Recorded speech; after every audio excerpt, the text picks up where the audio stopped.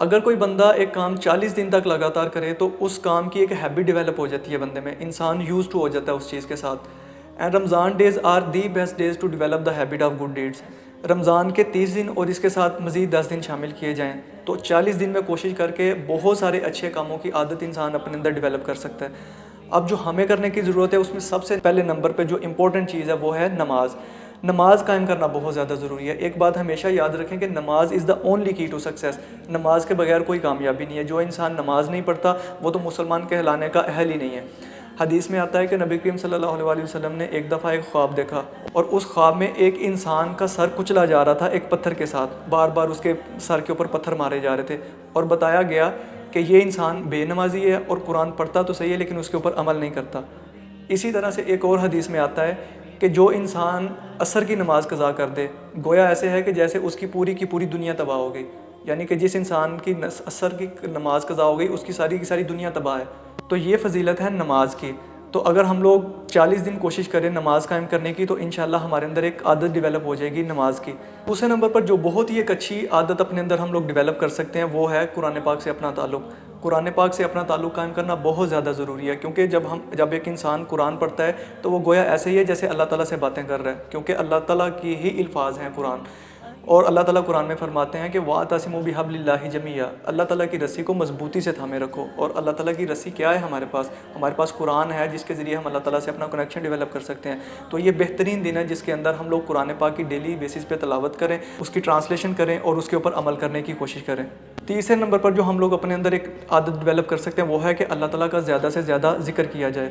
جب ہم لوگ رمضان کے دنوں میں بہت زیادہ کثرت سے اللہ تعالیٰ کا ذکر کرتے ہیں تو پھر ہماری ایک عادت بن جاتی ہے کہ اٹھتے بیٹھتے چلتے پھرتے ہماری زبان پر اللہ تعالیٰ کا ذکر ہوتا ہے.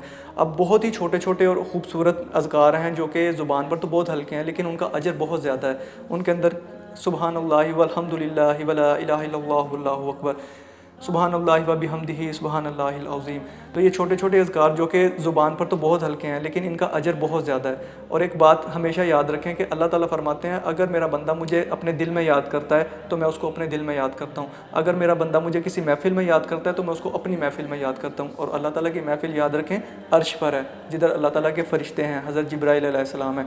وہ اللہ تعالیٰ کی محفل ہے جدھر اللہ تعالیٰ اپنے اس ناچیز بندے کو یاد کرتے ہیں. اللہ فرماتے ہیں وَاذْكُرُونِی أَذْكُرْكُمْ، تم میرا ذکر کر میں تیرا ذکر کروں گا. تو جب ہم اللہ تعالیٰ کا ذکر کرتے ہیں تو اللہ تعالیٰ بھی ہمیں یاد کرتے ہیں. تو کتنی خوش نصیبی کی بات ہے کہ ہمیں اللہ تعالیٰ یاد کریں. اور چوتھے نمبر پر جو ایک اور عادت ہم لوگ اپنے اندر ڈیولپ کر سکتے ہیں، میں کہتا ہوں کہ اگر کوئی بندہ یہ عادت اپنے اندر ڈیولپ کر لے تو اس کے لیے دنیا اور آخرت ہر جگہ پہ کامیابی ہی کامیابی ہے. اور وہ چیز کیا ہے؟ تہجد. تہجد ہمیشہ یاد رکھیں کہ is only by the invitation of Allah سبحانہ و تعالیٰ. تقریباً 2 ارب مسلمان ہیں اس وقت دنیا میں، لیکن ان میں سے کتنے لوگ ایسے ہیں جو کہ تہجد کے وقت اٹھ کر اللہ تعالیٰ کی عبادت کرتے ہیں؟ تو وہ صرف وہی خوش نصیب لوگ ہیں جن کو اللہ تعالیٰ کی طرف سے بلاوا آتا ہے. تو میرے بھائی ہم لوگ رمضان ایک بہترین وقت ہے، اس کے اندر ہم لوگ کوشش کر سکتے ہیں جب انسان قیام اللیل کرتا ہے، تراویح پڑھتا ہے اور سحری کے وقت اٹھتا ہے تو تھوڑی دیر پہلے اٹھ کر جب وہ تہجد کے نوافل ادا کر لے تو یہ بہترین دن ہے کہ جس کے ذریعے ہم لوگ اپنے اندر یہ عادت ڈیولپ کر سکتے ہیں. تہجد وہ وقت ہوتا ہے کہ جس کے اندر اللہ تعالیٰ جو ہیں وہ آسمان دنیا پر تشریف لاتے ہیں اور فرماتے ہیں کہ میرا کوئی بندہ ہے جس کو مجھ سے کچھ چاہیے تو میں اس کو عطا کروں. یہ قبولیت کا ایک بہترین وقت ہے. تو ہمیں چاہیے کہ ان دنوں سے ہم لوگ بھرپور فائدہ اٹھائیں اور تہجد کی عادت ڈیولپ کریں اپنے اندر. یہ جو رمضان کا وقت اللہ تعالیٰ نے ہمیں عطا کیا یہ اللہ تعالیٰ کی بہت بڑی بلیسنگ ہے، یہ غنیمت ہے ایک اللہ تعالیٰ کی. تو ہمیں چاہیے کہ ہم اس سے زیادہ فائدہ اٹھائیں، زیادہ سے زیادہ نیک اعمال کریں اور برائیوں کو ترک کریں. کیا فائدہ دنیا کے پیچھے بھاگنے کا؟ یہ دنیا تب تک آپ کے ساتھ ہے جب تک آپ ان لوگوں کے کام آ سکتے ہو. جب آپ کسی کے کچھ کام نہیں آ سکتے تو ہر بندہ آپ کو چھوڑ کر سائڈ پہ ہو جائے گا. تو کیا فائدہ ہے ان لوگوں کے پیچھے بھاگنے کا؟